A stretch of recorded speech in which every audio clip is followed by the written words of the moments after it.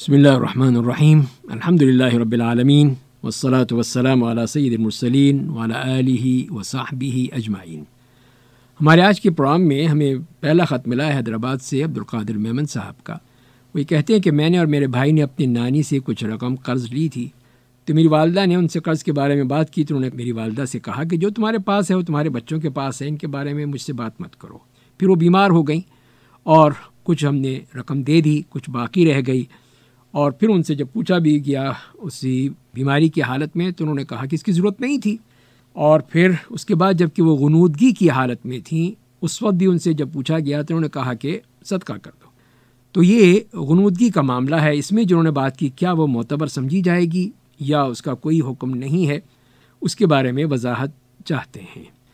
تو اس کے جواب میں بعض لوگوں نے جو لکھا ہے کہ وہ ہے کہ جب انہوں نے کہا کہ جو تمہارے پاس ہے تمہارے بچوں کے پاس ہے، ان کے بارے میں بات مت کرو، اور ایسے ہی جب انہوں نے یہ کہا کہ یہ رقم جو ہے باقی وہ ٹرانسفر مت کرو، تو یہ باتیں لوگ مروتاً کہہ دیتے ہیں، ان سے یہ بالکل بھی ثابت نہیں ہوتا کہ انہوں نے اپنے حق سے دستبرداری کا اظہار کر دیا ہے۔ اسی طرح انہوں نے صدقہ کرنے کا جس وقت کہا کہ ایسی حالت میں جب کہ یہ مریض کے یہ تصرفات یا اس قسم کے جو بھی اس کے اعمال ہوں جائز نہیں ہوتے، یہاں ورثاء کا حق اصل ہے جو کہ یقینی امور سے ہی ساقط ہوگا، لیکن بیماری اور غنودگی کی وجہ سے یقینی بات کرنا ممکن نہیں ہے۔ تو اسی بنا پر ہم یہ کہیں گے کہ آپ تمام ورثاء کو ساری حقیقت بیان کر دیں اور بقیہ رقم کے صدقہ کرنے کے حوالے سے وضاحت بھی کر دیں۔ اگر تمام ورثاء اسے تسلیم کر لیں تو پھر آپ ان کی طرف سے صدقہ کر دیں، ورنہ سارا مال مکمل ترکے میں جمع ہو کر سب ورثاء میں تقسیم کیا جائے گا، اور یہی بہتر ہے۔ دوسرا خط ہے روات سے مظہر اللہ راجہ صاحب نے یہ سوال پوچھا ہے، کیا پیلی یا سفید رنگت والی پیپ کے دھبے چاہے خشک ہوں یا گیلے ہوں، کیا وہ نجاست کے حکم میں ہیں یا وہ حلال ہیں؟ تو ہمیں جو الفاظ ملے ہیں قرآن کریم سے یا احادیث میں، اس میں ایک لفظ آتا ہے قیح، یعنی پیپ۔ وہ پیلا لیسدار مادہ ہے جو کہ زخم میں خرابی کی وجہ سے خارج ہوتا ہے۔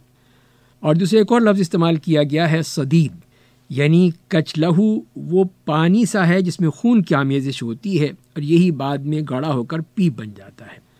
چنانچہ زخموں میں پہلے وہ کچ لہو ہوتا ہے یا کچا لہو کہہ لیجئے، پھر اس میں وہ پیپ پڑ جاتی ہے، اور پیپ کچ لہو کا حکم وہی ہے جو خون کا ہے۔ چنانچہ مسلمانوں کے تمام علماء نے یہی کہا کہ خون کی نجاست اور معمولی خون میں معافی کے حوالے سے کچا لہو ہو اور پیپ دونوں کا خون والا ہی حکم ہوتا ہے، کیونکہ پیپ اور کچ لہو خون سے ہی بنتے ہیں جس میں خون کے اندر خرابی اور بدبو پیدا ہو جاتی ہے۔ اس لیے اگر خون نجس ہے تو پیپ بالاولا نجس ہوگی۔ اس سے معلوم یہی ہوا کہ یہ پیپ خون سے پیدا ہوتی ہے اور اس کا حکم بھی وہی ہے جو کہ خون کا حکم ہے۔ اور فقہاء کرام کا اتفاق ہے کہ پیپ انسانی جسم سے نکلے تو وہ نجس ہے، کیونکہ پیپ خبائث میں سے شامل ہے، اور ارشاد باری تعالیٰ ہے وَيُحَرِّمُ عَلَيْهِمُ الْخَبَائِثِ، اور وہ ان پر خبیث چیزوں کو حرام قرار دیتا ہے۔ تو فطرت سلیمہ اس سے گھن کھاتی ہے، اور یہاں حرمت پیپ کے احترام میں نہیں ہے بلکہ اس کے نجس ہونے کی دلیل ہے، کیونکہ پیپ میں بھی نجاست کا معنی پایا جاتا ہے، کیونکہ نجس ایسی چیز کو کہا جاتا ہے جسے انسانی طبیعت میں گھن آئے، اور پیپ سے انسانی طبیعت میں گھن پیدا ہوتی ہے کیونکہ یہ بدبو اور گندگی میں بدل چکی ہے، اور پیپ چونکہ خون سے بنتی ہے اور خون نجس ہوتا ہے۔ اور اس کے بارے میں علامہ مقدسی فرماتے ہیں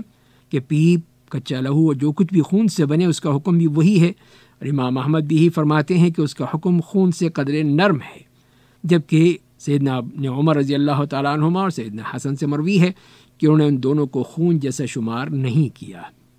تو ابو مجلس جو ہے وہ اس کے بارے میں جو کچا لہو ہے انہوں نے صرف یہ کہا کہ بہنے والے خون کا اللہ تعالیٰ نے ذکر کیا ہے اور اس کا ذکر نہیں ہے، یعنی ان کے ہاں یہ نجس نہیں کہا جا سکتا۔ اور یہ بھی کہا انہوں نے کہ اس بنا پر کچے لہو کی خون کے مقابلے میں زیادہ مقدار نظر انداز کی جا سکتی ہے، کیونکہ کچا لہو کی مقدار اس وقت بہت زیادہ سمجھی جاتی جب خون کی نظر انداز کی جانے والی مقدار سے زیادہ ہو، اور اس لیے بھی کہ اس میں کوئی صریح نس موجود نہیں ہے۔ چنانچہ کچا لہو کو اس لیے نجس سمجھا جاتا ہے کہ یہ خون کی تبدیل شدہ ناگوار حالت ہے۔ اور امام احمد سے جب پوچھا گیا اس کے بارے میں تو انہوں نے کہا کہ نہیں، خون کے بارے میں لوگوں کو کوئی اختلاف نہیں ہے، جبکہ پیپ کے بارے میں اختلاف ہے۔ اور ایک بار انہوں نے یہ بھی کہا کہ پیپ اور کچا لہو کا معاملہ میرے نزدیک خون کے مقابلے میں قدر نرم ہے۔ امام ابن تیمیہ رحمہ اللہ نے پیپ اور کچے لہو کے پاک ہونے کا حکم اپنایا ہے۔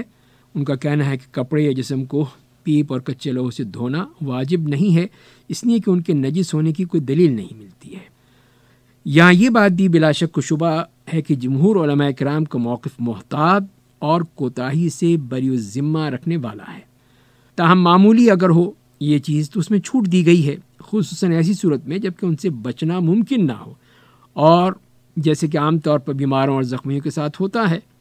تو سوال میں جو مذکور صورت میں دھبوں کا ذکر کیا گیا ہے، جن سے محسوس ہوتا ہے کہ معمولی ہی ہیں تو بہت زیادہ نہیں ہے،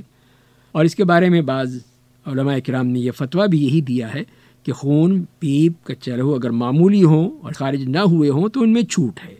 کیونکہ معمولی مقدار میں خون یا پیپ وغیرہ سے بچنے میں مشقت اور حرج ہے، تو اسی لیے اس میں یہ ہمیں رخصت ملتی ہے کہ اگر اس کو نہ بھی کریں تو وہ ہمارے لیے